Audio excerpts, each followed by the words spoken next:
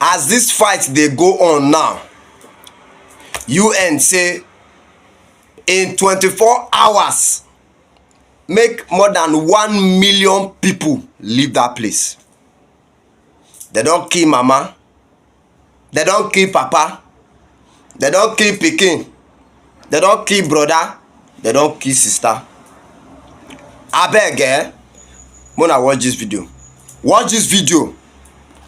The Middle East now, and ahead of an anticipated ground assault in Gaza, the UN says Israel is warning more than 1 million people in the area to get out in the next 24 hours. Already it's claimed 6,000 bombs have been dropped on the tiny territory since the weekend Hamas attack. Harrowing stories coming from the front line in Israel.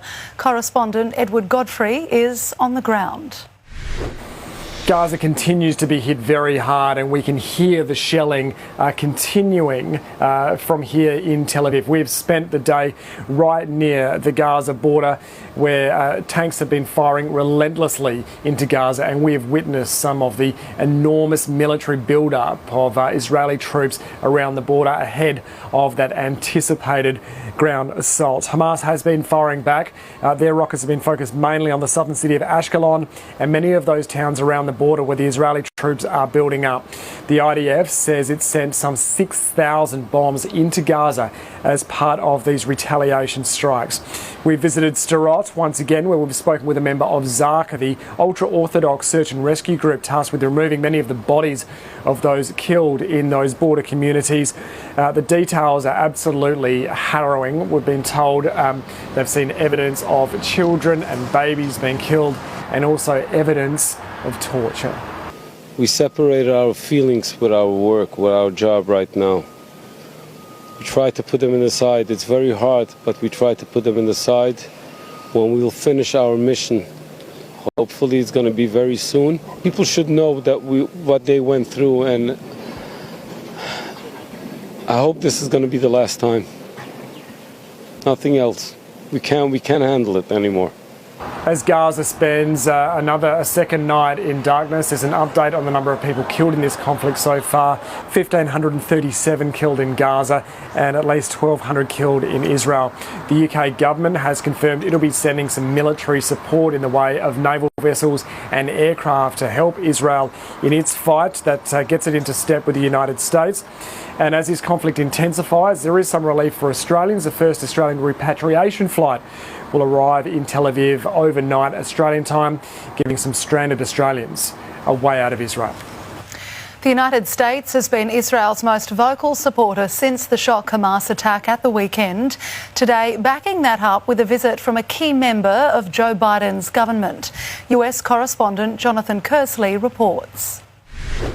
US Secretary of State Antony Blinken has arrived in the Middle East for a series of very high-level talks, all designed at showing America's unwavering support for Israel, but also to try and ensure and call for calm, make sure that there is not an all-out war, all-out conflict in the Middle East. One of the serious points of concern for the Secretary of State as he met Israel's Prime Minister Benjamin Netanyahu was the hostages, dozens of them, a handful of them Americans, being held by Hamas inside Gaza. The US is not going to be putting any of its boots on the ground inside Gaza. Any operation to try and rescue these hostages would likely be done by Israel's defence forces. This is some of them in action where you can see what it is they are capable of.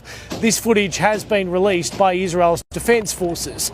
Secretary Blinken was there to show America's unwavering support for Israel, and during his meeting with Israel's Prime Minister, Netanyahu showed him images of the atrocities he says have been committed by Hamas. He also then released those images online. The Secretary said that the cruelty simply defied comprehension. These images simply so graphic, we're not going to show them or go into detail about what they are, but it underlines the cause of concern that Israel has had about what Hamas has been doing to Israeli civilians. The Secretary also visited a donation centre in Tel Aviv where he was greeted with cheers. He met family and friends of victims and spoke to this survivor from the music festival that was under attack. Thank you for being here. It's really important.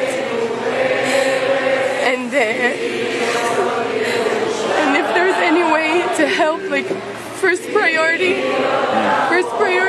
for our friends and family that are now in Gaza. Americans are also trying to work on a humanitarian passage to get aid out of Gaza. They say they are worried about Palestinian civilians. They've been in talks with Egypt and Israel about a civilian corridor to get people out of Gaza. The border has been under bombardment by Israel, and its defence forces say they can't guarantee any safe passage at all. We will fight according to the restraints of the law of armed conflict and will try to minimize the effect on civilians. I cannot guarantee anything else. Without a pause in the violence, without a guarantee there is a safe passage there, it makes it very, very difficult to get innocent civilians out of Gaza and out of harm's way.